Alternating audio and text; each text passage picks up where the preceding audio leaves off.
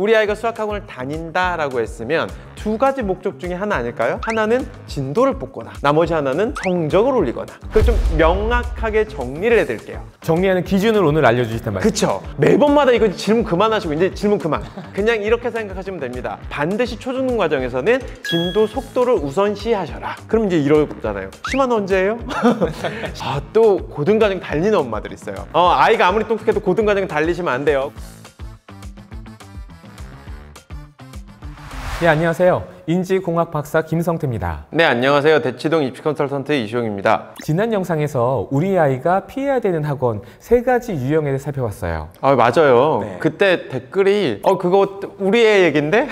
우리 애가 다니는 학원 얘긴데? 이런 얘기가 너무 많았어요. 심지어 어떤 분들은 3가지 다 해당이 된다고. 오늘은 아이들의 시간 절대 돌아오지 않잖아요. 일단 아이들의 시간 절대 낭비하지 않고요. 네. 어머님들 소중한 돈 낭비하지 않고요. 어떻게 학원 선택을 해야 되는지 명쾌하게 이야기를 해보도록 할게요. 네, 좋습니다. 일단 학원을 선택하기 전에 먼저 하셔야 되는 건 목적을 어머님이 먼저 세우세요. 우리 아이가 어떤 학원을 다닌다면 이 학원을 통해서 어떤 그 학습 목표를 달성할 것인가, 이 목적을 정확하게 세우란 말씀이신 거죠. 실제 목적과 기간과 평가할 방법까지 설계하시면 제일 좋은데 어렵잖아요. 복잡합니다. 그래서 제가 수학학원을 기준으로 한번 예를 들어 드릴게요. 네. 우리 아이가 수학학원을 다닌다라고 했으면 두 가지 목적 중에 하나 아닐까요? 하나는 진도를 뽑거나 나머지 하나는 성적을 올리거나. 뭐 심화를 하거나. 네. 진도가 실제 초중등 과정과 실제 고등 과정이 가지고 있는 성격이 좀 달라요. 수학 기준으로 봤을 땐. 일단은 초중등 과정을 진행할 때는요,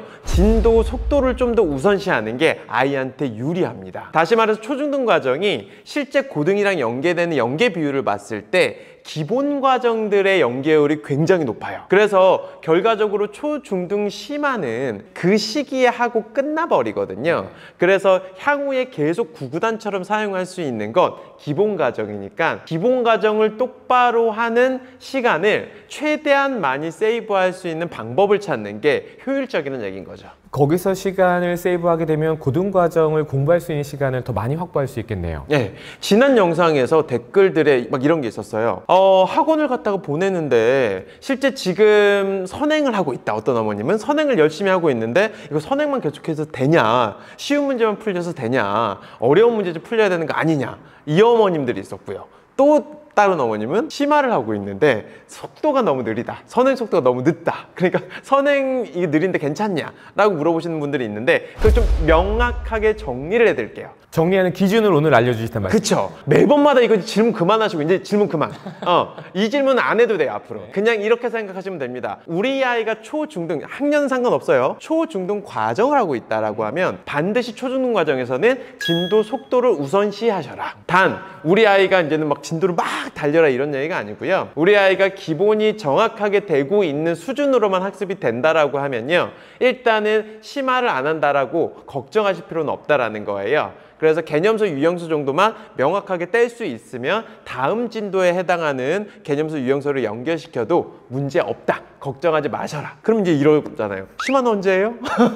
심화는 고등과정에서 오래 하시는 게 무조건 구조적으로 유리합니다. 그래서 꼭 기억하시면 좋을 것 같아요. 결국에는 우리 아이들이 좋은 대학교 가기 위해서 초등학교 때, 중학교 때, 고등학교 때 수학 공부를 하게 되는데 많은 학부모님들이 초등 과정에서 혹은 중등 과정에서 지나치게 깊이 있게 공부하려는 경향이 있죠. 그리고 교육특구에서 그런 경향들 때문에 사실은 손해를 많이 봤어요. 네, 그래서 첫째 그렇게 키웠다가 폭망해가지고 둘째 그렇게 안 키우는 네, 이런 케이스들이 굉장히 많습니다. 최근에. 그래서 결론, 초중등 과정에서는 선행 속도를 더 우선시하셔라. 그럼 이제 두 번째, 고등 과정부터는 또 고등 과정 달리는 엄마들 있어요. 아이가 아무리 똑똑해도 고등 과정 달리시면 안 돼요. 고등 과정은 성적을 우선시, 좀 더 깊이 있게 들어가면 등급을 우선시 하셔야 됩니다. 그러니까 실제 아이가 고등학생이랑 견주어도 성적이 올라갈 수 있는지를 좀 보셔야 돼요. 물론 1, 2등급 고등학생을 잡는 건 너무 어렵지만 고등학생들도 3등급 이하 고등학생들이 있단 말이죠. 그럼 이 아이가 정말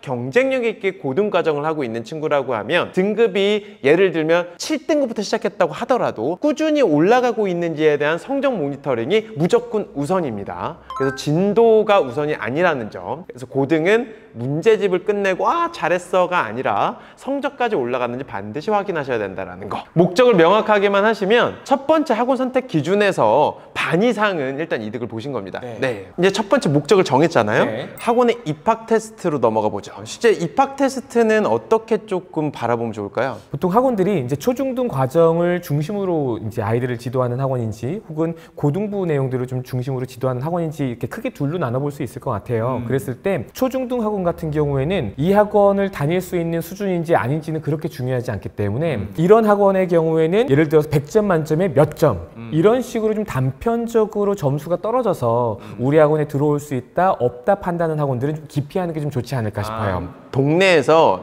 애들이 많이 다니고 실제 레벨이 반들이 많이 나눠져 있어가지고 일단 내가 몇 번째 반이야 몇 번째 반이야 이제 이렇게 알려주는 학원들은 초중등 과정에서는 큰 의미가 없다. 맞습니다. 내가 탑반에 가든 뭐 중간반에 있든 끝에 반에 있든 이런 것들은 큰 의미 부여를 할 필요가 없다라는 거네요. 맞습니다. 앞서 좀 말씀드렸다시피 초등 과정이나 중등 과정을 공부할 때 얼마나 깊이 있게 공부하느냐 보다는 이 과정에 대한 기본기를 얼마나 탄탄하게 가져가는가, 여기에서 배운 내용들을 얼마나 쉽고 빠르게 문제에 적용할 수 있는가가 더 중요한 거지, 이 내용들을 깊이 있게 들어가서 뭐 굉장히 어려운 문제집까지 푸는 학원 이런 데까지는 사실상 필요가 없거든요. 그렇기 때문에 시험 점수가 100점 만점에 몇 점 이렇게 나오는 것보다는 우리 아이가 어디는 잘하는데 어디는 좀 부족하다 이런 것들을 좀 자세하게 알려줄 수 있는 이런 분석 자료가 나온다거나 이런 학원들이 조금 더 우리 아이가 공부를 하는데 지장이 없지 않을까라고 생각이 들어요. 그럼 결과적으로는 지금 현재 입학 테스트 같은 경우에는 초중등 과정은 아이 레벨보다는 실제 아이의 분석을 우선시해라. 그럼 고등 과정을 하는 초중등 아이들은 어떤 테스트를 보는 게 좋죠? 고등 과정에서는 아이들이 공부한 내용들이 상대평가로 1등급부터 9등급까지 등급으로 정리가 되고 있기 때문에 우리 아이가 실제로 어느 정도까지 완성이 됐는지 이 내용들을 자세하게 살펴볼 수 있는 혹은 명확한 판단 기준을 가지고 아이들의 성적 혹은 학습의 완성도를 측정할 수 있는 검사지 혹은 입학 테스트를 가지고 있는 학원이 훨씬 더 바람직하다고 볼 수가 있겠죠.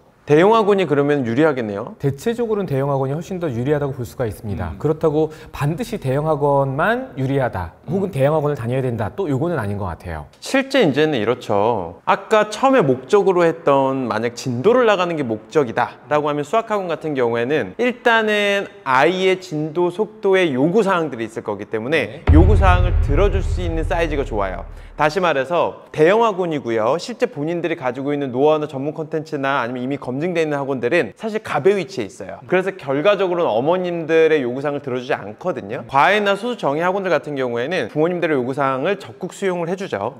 자, 그럼 이제 제가 말씀드리는 거는 그냥 아이를 맡기고 이 아이는 개별 학습이 맞기 때문에 과외나 수수 정예를 하라 이런 게 아니고요. 실제 어머님이 원하는 요구사항을 명확하게 전달하고 기간과 그 다음에 목적을 설명을 해줘야 된다는 얘기인 겁니다. 요구사항 꿀팁을 하나 드리면 학원 선생님들 입장에서 봤을 때는요, 교재를 이쁘게 완성하는 거를 어머님들이 좋아하신다고 생각하기 때문에 사실 마지막 아이가 가르쳐줘도 모를 만한 문제까지도 완벽하게 하려고 대부분 노력을 하십니다. 근데 이게 진도를 나가는 상황에 있어서는 오히려 시간을 굉장히 잡아먹는 역할을 해요. 근데 반대로 생각하면 아이한테 아무리 열심히 가르쳐줘도 아이가 나중에 활용하지 못할 문제라고 하면 과감하게 스킵을 하고요. 실제 아이가 활용할 수 있는 영역에 집중하는 것이 유리합니다. 자, 그래서 어머님들이 학원에 요구하실 때는 교재를 완성하는 것보다 더 중요한 건 아이가 시간이 지나도 지금 배운 개념을 명확하게 활용할 수 있는 범주까지만 가르쳐 주셔도 된다. 다시 말해서 교재의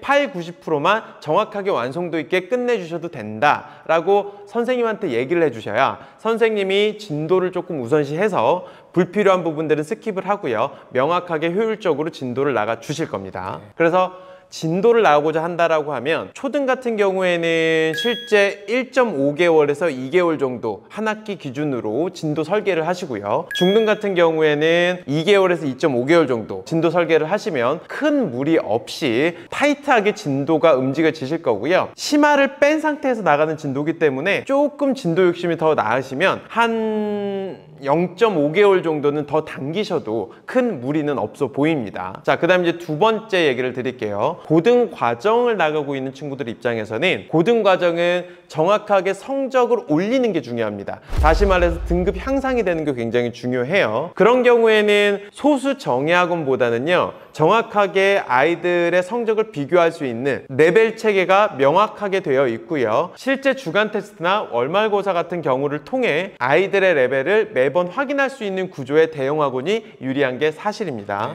실제 대형학원에 다니실 때는요, 아이들은 경쟁 구도에 놓일 수밖에 없기 때문에 아이들이 경쟁 구도에서 유리하게 만들어주는 포인트를 잡으셔야 됩니다. 자, 그것도 팁을 하나 드리면, 대부분 어머님들은 경쟁 구도의 대형학원에 보내면 사실 그 구도에서 밀려 나오거나 조금 보충이 필요하다고 판단됐을 때 메이크업 과외라든지 아니면 도움을 주시게 되는데, 절대 그러지 마시고요. 실질적으로 아이가 학원에 가서 우수하다는 평가를 받을 수 있도록 예습을 시키는데 조금 더 노력하시는 게 좋습니다. 다시 말해서 메이크업 과외보다는 예습 과외가 낫다라는 거예요. 물론 과외 없이도 아이가 경쟁 구도 안에서 살아남을 수 있으면 전혀 문제가 되진 않는데, 만약에 그 경쟁 구도, 대형학원에서의 그 경쟁 구도가 걱정이 되신다라고 하면 아이가 제대로 적응하는 기간 동안에는 예습 과외를 붙이셔서 아이가 실제 학원에서 풀 학원용 교재를 가지고 학습을 1차적으로 하고 학원에 가서 좀 더 우수하다는 평가를 받을 수 있도록 도움을 주시는 게 유리할 걸로 보입니다. 자, 오늘 영상은 여기서 마무리하도록 하고요. 다음 영상에서는 어디서도 들을 수 없는, 그리고 아주 솔직한 내용들로 더욱 유익한 내용으로 찾아뵙도록 하겠습니다.